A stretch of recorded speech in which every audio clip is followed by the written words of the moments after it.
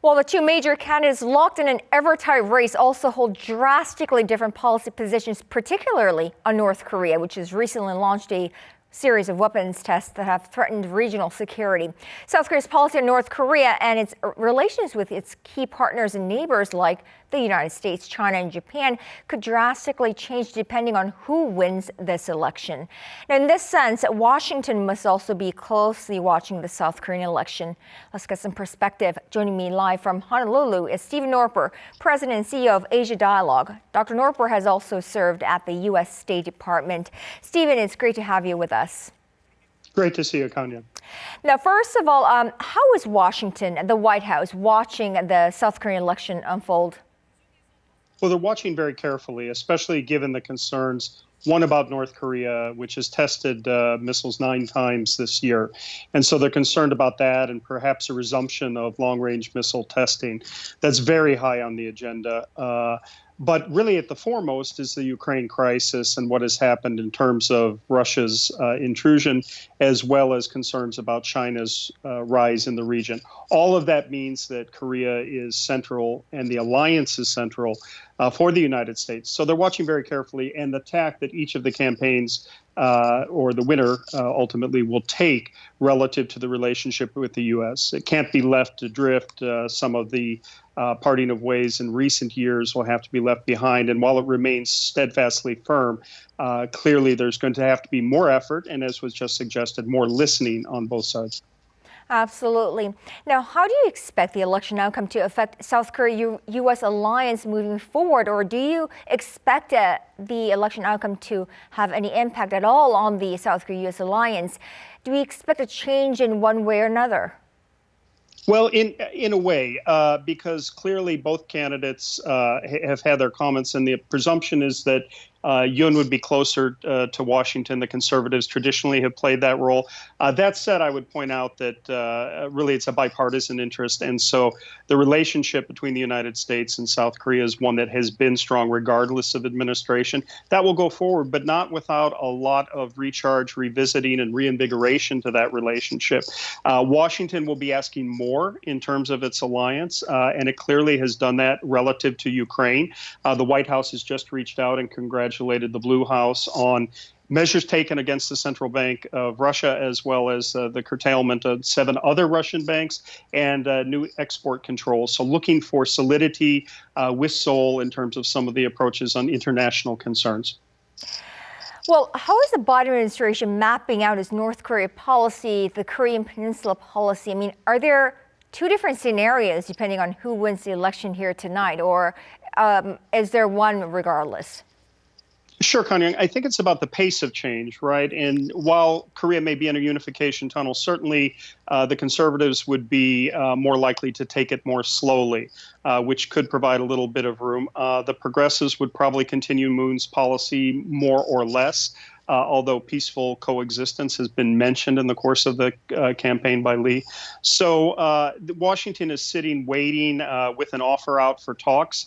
But really, the North Koreans have led the way by way of concern, given these recent tests and given the step up of missile launch activity. That will clearly be on the agenda when Biden visits Seoul in May, and will be really at the foremost part of the South Korea-U.S. alliance in terms of how to respond to these reemergent challenges from North Korea.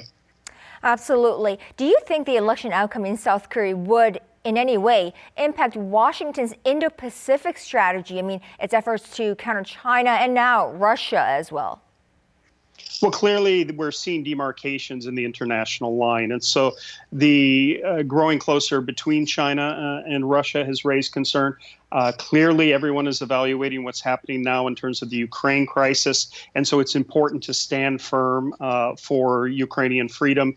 And South Korea's support on that, as I've just mentioned, is really critically key, as are other allies in the region. The U.S. has pressed South Korea on joining the Quad, and whether that is done formally or less formally, clearly there'll be a step up in terms of expectation around South Korea's participation. But South Korea also continues to manage this very difficult set of relations between the United States and China, and how it responds relative to its largest trading partner and the economic behemoth of the region in relative to its security and a political ally in the United States. And that is a difficult juggling act indeed, and will create for the new president management issues going forward. So it's very difficult. It's a complex set of challenges, how to curtail concern about China and concern now about Russia and its expanding role and this bloc that seems to form. And will that give North Korea cover? And will we see more North Korean adventurism as a result, thus making inter-Korean relations more of a challenge? Absolutely. And you did mention briefly about President Biden's visit to Seoul. So President Biden is expected to visit Seoul at the end of May, shortly after the new president takes office here in South Korea. What does Mr. Biden and his administration have in mind coming to Seoul for his first one-on-one with his new South Korean counterpart? Well, clearly at the forefront will be this issue of where North Korea is at the time, if it has tested a long-range ballistic missile, if there has been any other signs of re-engineering nuclear development. So the concerns on the missile and nuclear front are foremost. There are other concerns, human rights, et cetera.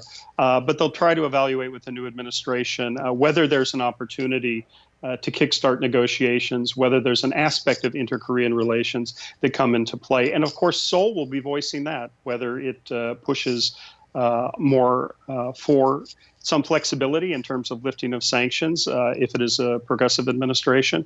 The conservative administration will be looking to shore up those ties with Washington and perhaps stem some of the drift that it sees in the relationship. What about the trilateral security cooperation between Seoul, Washington, and Tokyo? Do you think this could get a boost under a new president here in Seoul? Well, it could. There is certainly an opportunity, Kanyang, and trilateral coordination and cooperation is very high on the minds of U.S. security and foreign policy planners. They would like to see Seoul and Tokyo grow closer once again. Clearly, there are issues for Korea that need to be addressed by Japan, but there's an opportunity here for the new president to visit with Kishida to see if there isn't a way to put the relationship back on track. Korea and Japan both need that for some of the economic recovery. There are a lot of benefits that would go on to relisting as preferential trade partners. And of course, Japan was the largest employer of young South Korean graduates. So there are a lot of reasons and economic justifications for trying to move beyond the current controversy, as serious as the concerns are, and try to see if there isn't a way to create some healing in the process and move the trilateral agenda forward as well as the bilateral agenda for South Korea. All right. Stephen Noerper, President and CEO of Asia Dialogue, many thanks for your insights this evening. As always, we appreciate it. Thank you, and good luck on this long night, Kanya. Thank you.